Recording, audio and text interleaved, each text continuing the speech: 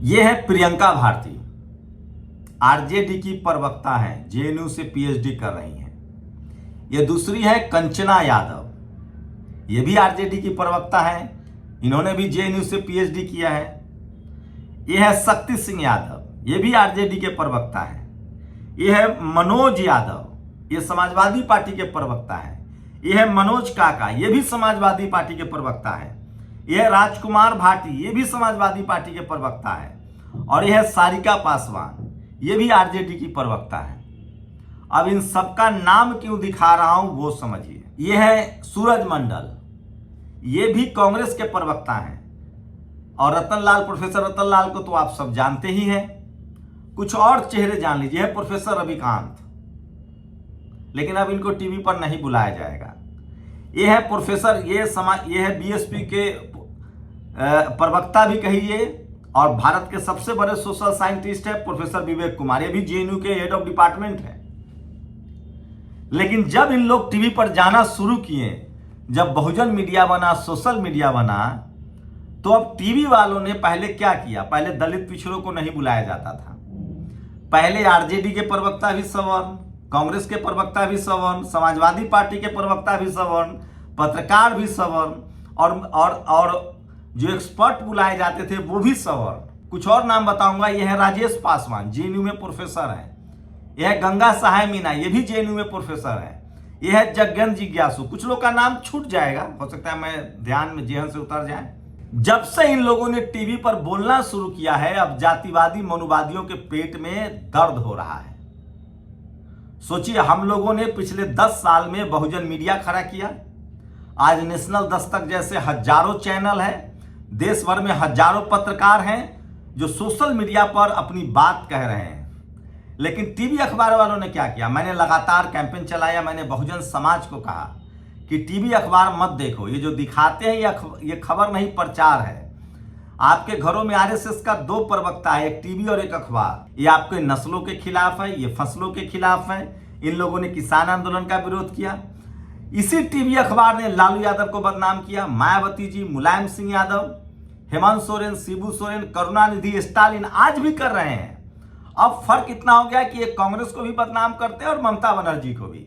अब ये पूरी तरह से आरएसएस के प्रवक्ता बने हुए हैं। सोशल मीडिया आया, बहुजन समाज को खबरें मिलने लगी, यूट्यूब से, फेसबुक से, एक्स पर, इंस्टा पर। तब इन टीवी अखबार वालों ने स्ट्रैटेजी बदली और कहा कि हम अभी भी एंकर नहीं बनाएंगे, रिपोर्टर नहीं बनाएंगे, पत्रकार नहीं बनाएंगे, इनके लोगों को टीवी पर दिखाएंगे, इनके दर्शक बने रहेंगे। कुछ दिन वो चला, अखिलेश यादव को दिखाना शुरू किया, तेजस्वी यादव को दिखाना शुरू किया, चंद्रशेखर रावण को दिखाना शुरू किया, बहुजन समाज ने देखना शुरू किया। लेकिन अब इनको चस्का लग गया कि चलो इनके नेता को दिखाते हैं तो फिर टीआरपी बढ़ी है, तो कम से कम अब इनके प्रवक्ताओं को भी बैठाते हैं। और धीरे धीरे जातिवाद की परतें हटने लगी। मैं फिर कह रहा हूं, यह देश जाति प्रधान देश है, कृषि प्रधान देश नहीं है।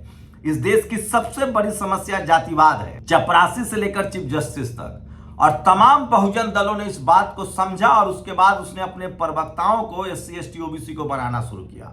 अब हालात बदल रहे हैं। सोचिए, खबर ये चल रही है टीवी अखबार में, सोशल मीडिया पर, कि प्रियंका भारती से कोई भी सवर्ण बहस नहीं करना चाहता है, क्योंकि प्रियंका भारती धज्जियां उड़ा देती हैं जातिवाद की, मनुवाद की।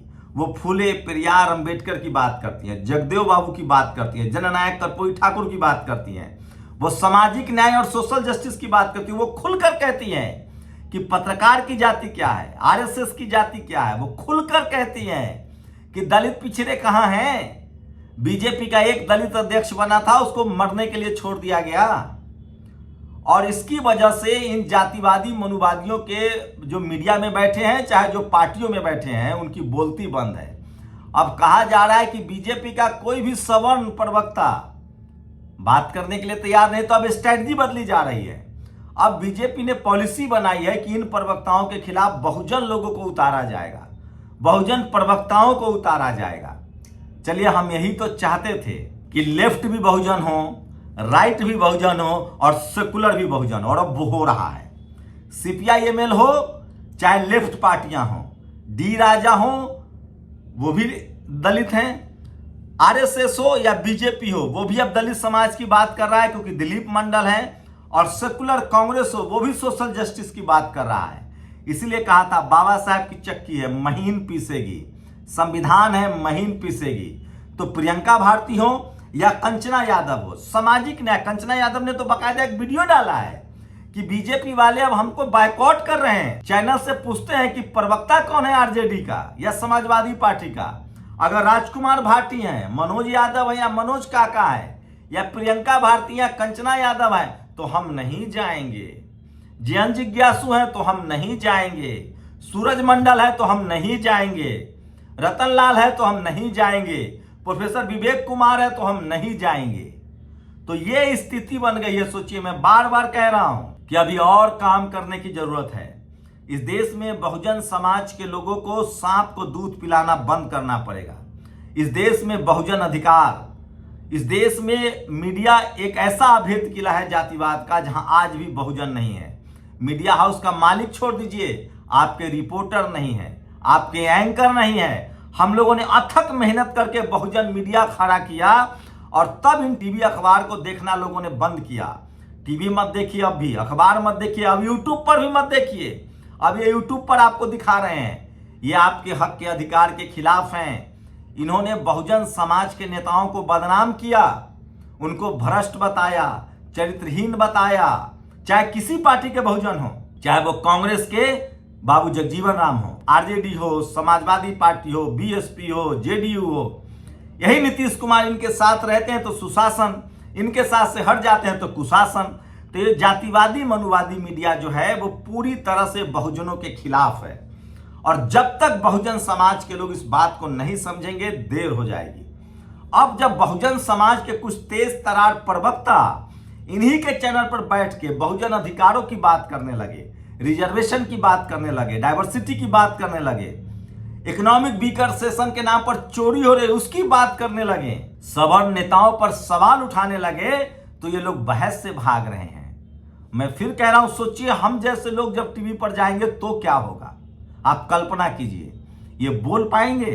क्योंकि हम लोग पत्रकारिता भी कर चुके हैं, टेलीविजन में इन हाउस बात भी जानते हैं, राजनीति की भी बातें जानते हैं। तो सोचिए खेल कैसे बदल रहा है और इनको कितनी तकलीफ हो रही है। तो तमाम जो जातिवादी मनुवादी एंकर हैं या प्रवक्ता हैं, वो प्रियंका भारती, कंचना यादव, सारिका पासवान, शक्ति यादव से बहस नहीं करना चाहते हैं। वो मनोज यादव, मनोज काका, राजकुमार भाटी, सबसे तेज तरार जिन्होंने जातिवाद, वो थोड़ा बंद कर बनते थे, लेकिन प्रियंका भारती खुलकर बोल रही हैं। मैं इन तमाम प्रवक्ताओं से, चाहे रतन लाल हो, चाहे सूरज मंडल हो, चाहे प्रोफेसर विवेक हो, मैं इन तमाम लोगों से रिक्वेस्ट करता हूं कि जैसे ही आप टीवी पर जाएं, इस देश की सबसे बड़ी समस्या जातिवाद और मनुवाद है। जातिवाद और मनुवाद में ही देश की प्रगति की बाधा है। ये राष्ट्रवादी कहते हैं, जिस देश के 90% लोगों को लाचार और बेबस रखोगे, कैसे देश आगे बढ़ेगा। मुगलों का कब्जा क्यों हुआ? क्योंकि जाति बना रखी थी, एक लड़ेगा, एक राज करेगा, एक व्यापार करेगा, और बाकी लोग लाचार बेबस रहेंगे। अंग्रेजों ने क्यों कब्जा किया?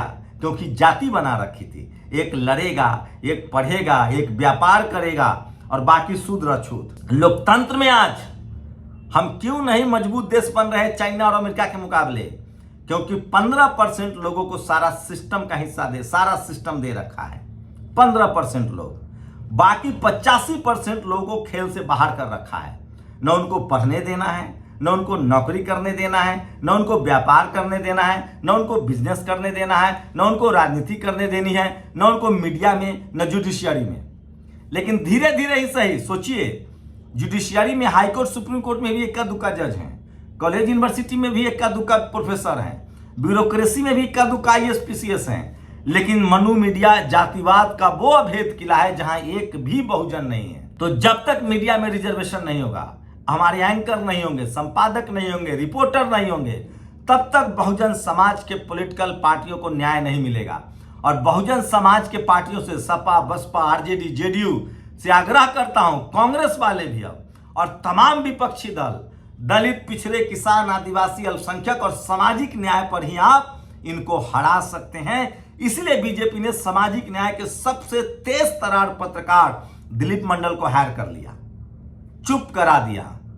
लेकिन अब दिलीप मंडल ने हजारों दिलीप मंडल बनाए हैं, नेशनल दस्तक ने हजारों नेशनल दस्तक बनाया है, और अब लोग चुप नहीं रहेंगे। कब तक आप चुप कराएंगे? मैं फिर कह रहा हूं, 21वीं सदी बाबा साहब की सदी होगी, फुले, पेरियार, अंबेडकर, बुद्ध, कबीर, रविदास की सदी होगी, बहुजन नेताओं की सदी होगी, और सोशल जस्टिस, सामाजिक न्याय और आरक्षण की सदी होगी। आप लोग अपनी राय जरूर दीजिए। शुक्रिया। नेशनल दस्तक की आपसे गुजारिश है कि अगर इसको बचाना चाहते हैं तो नेशनल दस्तक को सब्सक्राइब करने के लिए रेड कलर के सब्सक्राइब बटन को दबाएं, फिर बेल आइकन की घंटी दबाएं। नेशनल दस्तक को बचाने के लिए बहुत जरूरी है कि हर खबर को शेयर करें, लाइक करें, कमेंट जरूर करें।